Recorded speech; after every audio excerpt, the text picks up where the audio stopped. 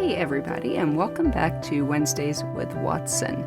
If you have been following this journey by now, you know that my name is Amy Watson and I am your host. I am so excited about today because today is the culmination of a promise that I made you on the very first podcast, Healing That Does Not Make Sense. As you know, we have dubbed this first season of Wednesdays with Watson, PTSD, Jesus, and Me. And it started as what I dub as my pandemic podcast, a little bit of time on my hands and a lot to say, but it has really morphed into not only my journey, but also helping those of you who are walking this road of trauma or are walking the road with trauma from somebody that you love. And truthfully, as you will hear today, 2020 has introduced all kinds of trauma for all of us, and Dr. Petit will absolutely address some of those. And so for all of you listening, about 100% of the population can be helped by what he has to say. Dr. Thomas Petit is a licensed mental health counselor out of St. Petersburg, Florida. He has about 30 years of experience in this field. He is also a nationally board certified clinical mental health counselor. He is a board certified life coach. He earned his PhD in counselor education. He is certified in 3 trauma therapies, all of which he will talk about: EMDR, RRT, and TIH.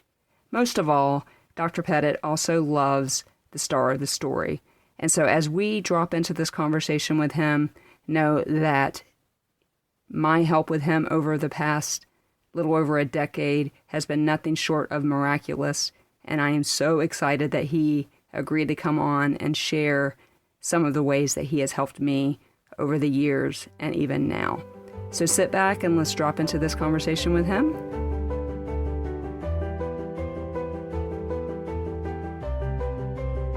So now we are at this point where I promised all of you guys that we would get, and we are welcoming Dr. Thomas Petit to our show today. I've already given all of his credentials, but if you listen to my podcast, you don't need to know about his credentials. Before I bring him into the show, I'd like to share with you one of his quotes that has been one of my favorite quotes that I read in his office very early on. And this is a quote by him, and it addresses so many reasons why we're doing this today. It has been said that time heals all wounds. Yet, for the untreated or poorly treated wound, time will infect, then scar. For the unset or improperly set bone, time will knit, then lame.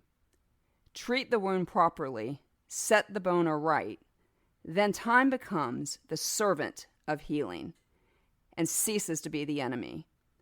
As it is with the body, so it is with the soul, the interaction, the conversation, and the relationship. And with that, it is my great honor to welcome Dr. Thomas Petit to our podcast. Welcome. Thank you. It is always a privilege and a joy to get to be with him, with you. And I've been so looking forward to this time. Thank you for having me. Oh, you're welcome. And I thought this morning, I don't think that until this morning it hit me what a cool moment this is. We are almost, 12 years into some just redemptive work together. And in some ways, I'm on the other side of the desk today. And to use one of your favorite terms, that should not be able to happen. So we have a lot to unpack. So we're just gonna run headstrong into it. These listeners have heard a lot about me, so this is only a little bit about me and a lot about why there's such hope in what we've done over the past 12 years. And so one of the first things that I mentioned to the listeners as I told them my story is my first visit to your office. And so what I always like, and this has been really fun with Chrissy, is to get the other perspective. And so my perspective of that first visit in your office and your perspective of my first visit in your office is very different. And so what is your memory of September 12th, 2008? So, and it's interesting about memory, isn't it? Because I don't. Yeah. This is actually what I saw, or just the impression that I had. So my picture of you is, I can see you sitting on the couch.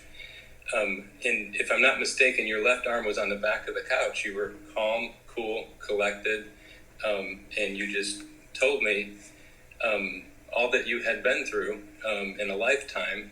Very matter of fact, even a little bit gleefully almost. And I remember thinking one of two things. Wow, either she has worked through everything that's there to work through, which would be wonderful. That's for sure. or there's a little bit of work ahead. But more than that, I saw so much more. I saw a very strong human being, very strong woman. I saw someone who is incredibly resourceful and possesses ingenuity, who had somehow found a way through all that. She was a survivor and beyond. I didn't realize I was seeing this until later, but I also saw 7-year-old you who had lost her voice, and I saw 4-year-old you who had absorbed things that no human being should have absorbed. So I knew that there was some stuff ahead that we would go through together. Yeah, it's interesting that you say it that way, because one of the things that we've talked about, and Chrissy has been on the podcast quite a few times, because I remember things differently, and I did remember what I'm getting ready to say a little bit differently than she did, but because she tells the story of she and I shortly after that appointment on a road trip, and I said to her, Dr. Petit said that it would get worse before it got better.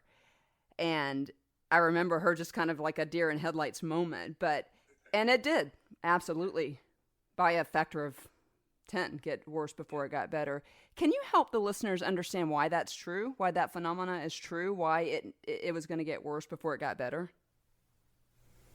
In a sentence, because you were in the process of transitioning from surviving to thriving. And so one way to look at it's the experience. I mean, this is just a small little understatement, but kind of paints a picture. So it's the experience we've all had when we've sat on our leg for a long time and it's fallen asleep.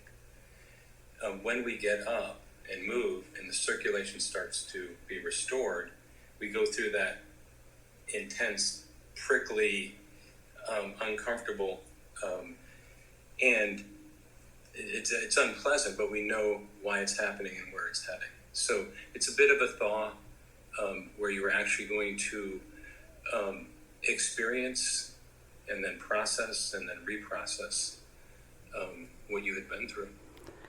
Yeah, and it definitely was true. And that's why I like that quote so much, because, and we're going to talk a little bit about some of this, but I like that quote so much because we've all been taught time heals all wounds. Just outwit it, outweigh it, outwork it, which I had done most of my life, which not even 14 days after that first appointment, for those of you who have listened to all of my story, was when I was admitted to the hospital with a complete nervous breakdown. But as we continue, one of the things that sticks in my mind, and I'm asking you this question because I know there are listeners out there that have been through trauma that are asking the same question, and it seems like a bit of a Captain Obvious question, but this is a pretty precious memory that I have in your office, and I've got a lot of those, but this is one of them. Do you remember? And I literally asked you. So this is several years now into our work together.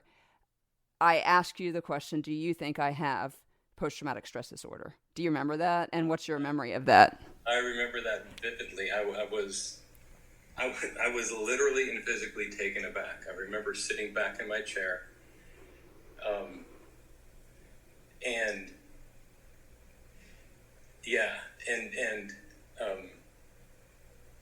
just simply. So several things went on inside of me. One was, you have dealt with, you have lived and now thriving through incredible PTSD. So it was, on the one hand, almost staggering that you would even ask that. And yet, because of all that you've been through, it made sense that you would. Right. And so I remember saying to you, in spades. And that has stuck with me because, and again, we'll talk about a little bit more about the stigma of these things, but I didn't want that to be true. But then to be validated by a professional who had been working with me and who I trusted was huge for me. And so I wanted to tell that story because it is a precious story to me. I remember you just leaning back and saying those two words in spades, and it just made me feel a little less normal, or a little less abnormal. Like I just took a breath, like, oh, and we'll talk about the wait, what, oh moments. But yeah, it was one of those wait, what, oh moments. And so, yeah, it was interesting. And so talking about PTSD, then obviously the T in that acronym is trauma. Can you help us understand what trauma is from a professional perspective? Because I think there are a lot of listeners out there who have experienced different types of trauma who may have called it a bad day. So, just want to step back a second first, and because I know your 3 C's. Yes. Christ, community, and counseling. Did I get that right? 100%. Yes, you did. And Christ, community, and counseling. Yes. Yeah. So years ago,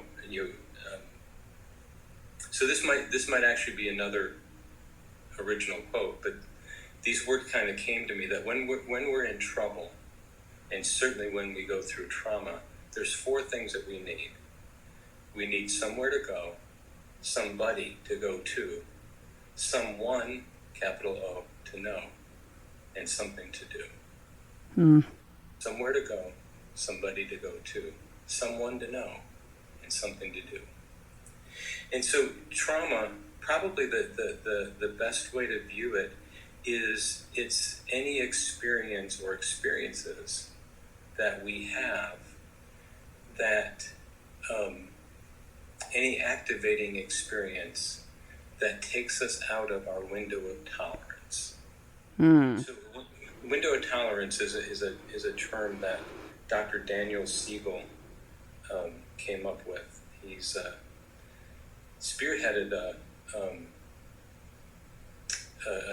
whole branch called interpersonal neurobiology, and he's done a lot of work with integration. And integration, according to him, is at the heart of health, mental health, emotional health.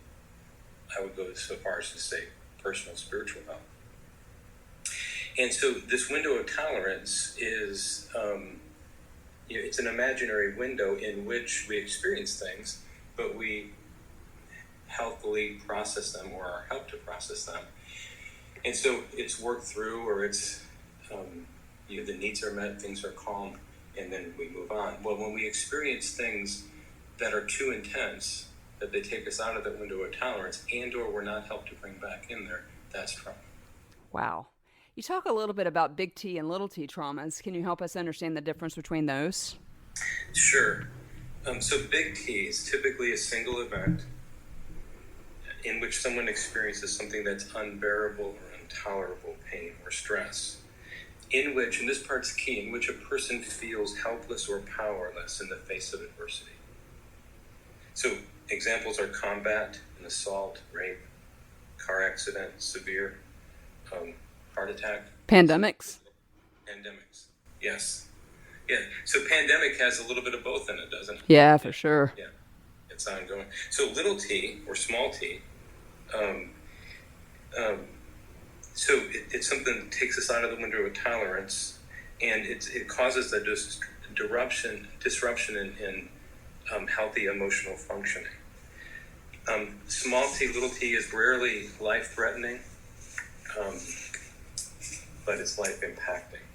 Emotional abuse, death of a pet, loss of a relationship, infidelity, divorce, bullying, and or a series of health issues.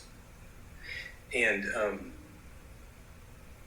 so even though small t or little t trauma isn't usually life-threatening, cumulative unresolved or unaddressed effects can be more insidious and more difficult to attend to than even the big T trauma. And then we have CPTSD, which is my diagnosis. Which is you, yes. So what that refers to is multiple and or chronic and prolonged developmentally adverse experiences. And they're most often interpersonal in nature, sexual or physical abuse, war, community violence, and usually early life onset.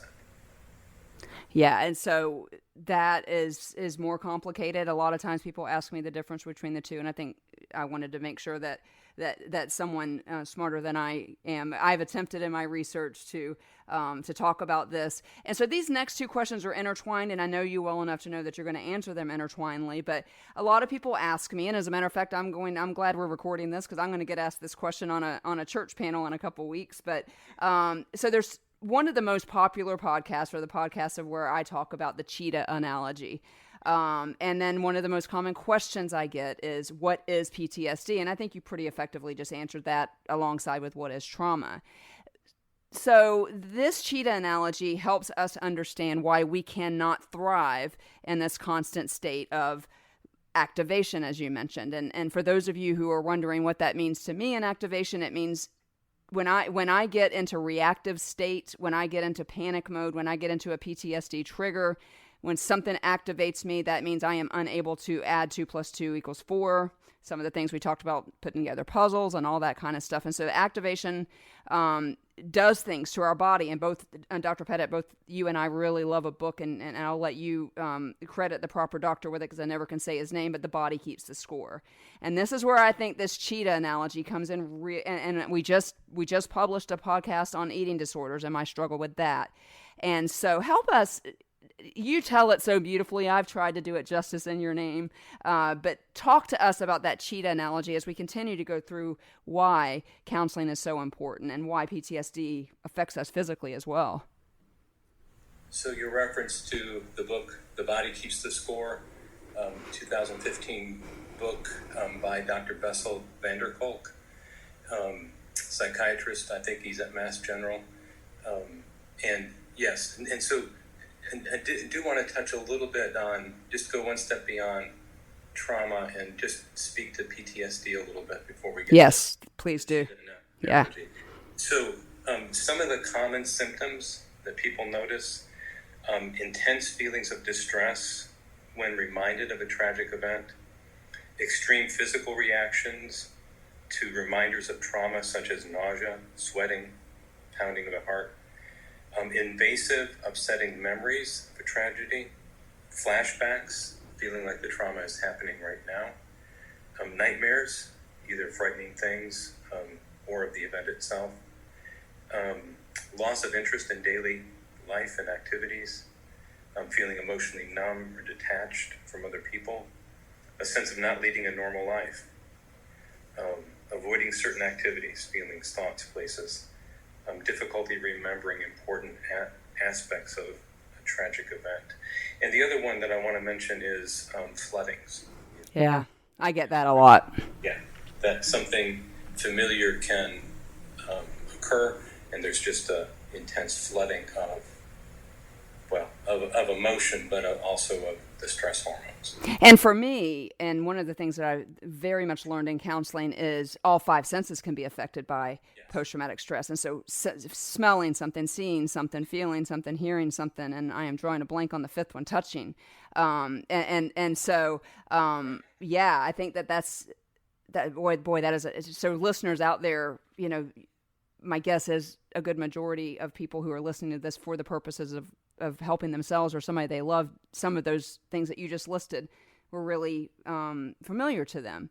And so all I know is that day when I asked you whether I had PTSD, and it may or may not have been the same day you told me the cheetah story, but it helped me understand what my body was doing as it was responding to the physical, what Chrissy has now called, and we probably need to trademark because that's what we're calling it, the side effects of post-traumatic stress disorder. So for me, substance abuse and the eating issues and a slew of things, insomnia, which turns into other things. But that cheetah story, especially, I'm just going to be quiet now and let you tell it because you tell it the best, the analogy of the cheetah and why it's so important to address this trauma and not buy into time heals all wounds. So there's this gazelle. she's in the middle of the rainforest, and she's just enjoying her day, enjoying being a gazelle. And she realizes that she's hungry and thirsty, and there's food and drink out in the savannah. So she starts to make her way out of the rainforest onto the savannah. And the moment she clears the opening, lo and behold, there was a cheetah there waiting for the next gazelle that just happened to come through that opening, and it pounces, and our gazelle hightails it back into the rainforest, barely gets nipped, but escapes, and she's in there panting, but she's safe. So, and this is, so we're going to do a couple things with this. One is, one of the things that happens with our emotional brain, we'll talk more about this later, is it takes a snapshot. This is counterintuitive to our rational brain. It takes a snapshot of the worst part of an experience. Wow. Now is going to take a snapshot of that opening. Now, the rational brain would say, why are you remembering? Why are you taking a picture of the worst part of that? Isn't that what we want to forget? Isn't that what we want to get over? Well, the right brain would go, it depends on your purpose. And the only purpose of the right brain, of the emotional brain, is survival, is safety, is protection. So the emotional brain believes that if I walk out of that the next time, that cheetah is still going to be there, and it's going to get me. And so it's going to take a snapshot of that opening and never go there again. So now imagine our gazelle. She finds another opening, she gets out there, she gets some food and drink, and lo and behold, there's another cheetah running after her. She's going to get activated, and she's going to take off, which is a good thing, that's what we want her to do, because activation has its action with it, get safe, take cover. We don't want her to stop to think, wait, is that a cheetah or a leopard? Because at the moment she stops to think that, guess what happens? Right, she's done. Yes. Yeah. And that's physically exhausting. And I think on September 12th of 2008, that's what you saw come into your office was, a version of me that had become very, I was operating off of that lower level of Maslow's hierarchy of needs and safety. And yeah, the memories that protect us were traumatic memories. And so you and I had been in counseling, and you'll know the time better on this. I'd been in counseling for a while and was doing well, better than had I not been, but we were in what in layman's terms, I would call traditional talk therapy. And just the accountability of that was good. And like you said, having someone to go to, which you just referenced to a few minutes ago, was good. And traditional talk therapy, we do it all the time still.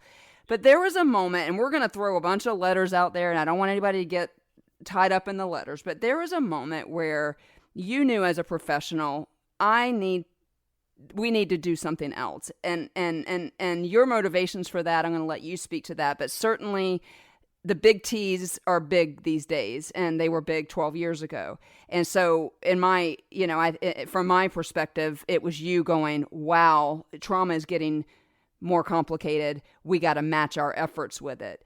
But you resisted further training for a while on some of these, and I'd like you just to speak to that. And I'm really going to let you throw the letters out there, and because the story is one of the coolest stories ever, and I just appreciate your transparency in this. And so everyone's asking me, especially about EMDR, which to me has been the game changer, but apparently there's been a trifecta game changer, and I didn't even know what was going on. And so, because that's how good you are at what you do. And so let's talk about tell us your story. Why did somebody that had been in counseling for, I think probably at that point, 20 or 25 years, making a plan of what 80-year-old Dr. Pettit's going to do and what he's going to wear. And, really just basking in this part of your career is like, you know what, I've done the hard stuff, been to school, did all this. What in the world inspired you at that point in your career to go, let me go learn all this cutting edge stuff? Why did you do that? Tell us the story. It's one of the coolest stories ever. So, I first heard about EMDR, which stands for eye movement desensitization and reprocessing. I began to hear about it in the early 90s, which, as I look back, was pretty early to hear, because it was really been developed in the late 1980s, and so it was really just coming on the scene. And when I heard of it, it just sounded weird to me, for the fact that it kept coming back every so often with a little bit more of the science. And so it became more difficult to arrogantly and ignorantly push it aside, but I managed. Those capacities were pretty strong. And so what happened at the end of 2009, so this would have been a little bit after having... About a year. Yeah, a little over a year. Yeah. Mm-hmm. Several things happened. One is the science kept coming back. And now, through kind of a back door, I began to listen to some things from Dr. Siegel, about how the brain works. That was just making sense. And then, EMDR showed up again. And in the meantime, I had made a connection with you and was aware of some trauma that a friend of mine was going through. And I think it was because of the relational connections that a dawning occurred. And I realized that in almost 17, 18 years, almost 20 years of pushing it aside, I had never once inquired whether or not God had something to do with it coming back. Oh, boy. That's cool. And that was so once I became aware of that, the only thing that happened was I went from closed to open. And it's interesting. God uses everything, including our sin. And in this case, he used my arrogance, because here was my thought. God, if you know something I don't know. He might know a few more things, just a few. And I just sensed that, I trust that we both had a chuckle about that. I am now officially open. And I cannot tell you how many times. So I went to get my training in EMDR with people on my heart. You were one of them. And my thought was, I don't even know if this works, but if it does, and it can help you, it can help my friend, it can help other people, then, and it dawned on me that was the first training I'd ever gotten that was motivated by people on my heart. Wow. Not a credential to procure or continuing education to complete. And I cannot tell you how many times since then, in the 10 years now, that I've sensed God saying, you weren't the only one that had people on your heart. Wow. Wow. It's stunning, because it was a game changer for me.